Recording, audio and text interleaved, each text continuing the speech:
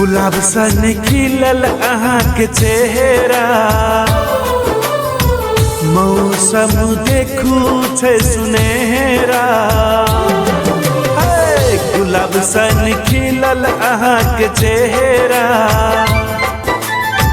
मौसम देखू छै सुनहरा।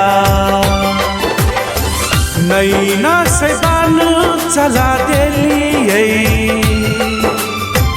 दिल धड़कन में बस गेलियै।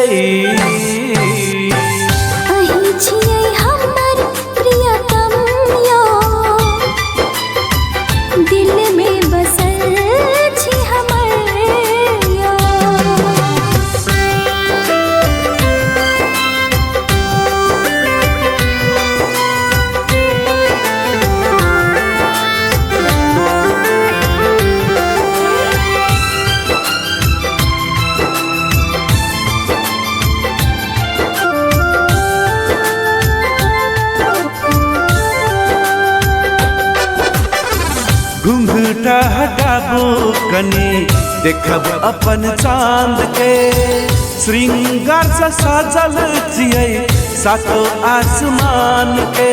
आही के लेल सजना हम बनल छी, आही के लेल हम दुनिया में आयल छी। नील गगन में बादल बनका उड़ै छी, हमर मन के रानी बनका दिल में सजल छी।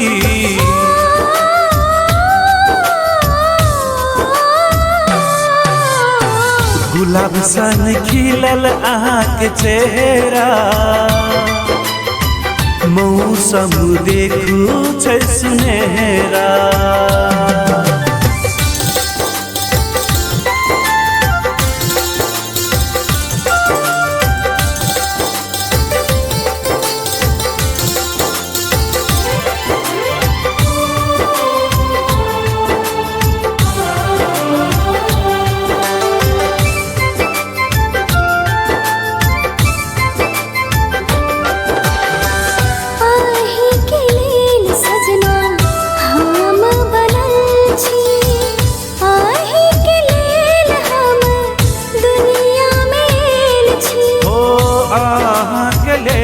सजनी हम बनल छी, अहाँ के लेल हम दुनिया में आयल छी।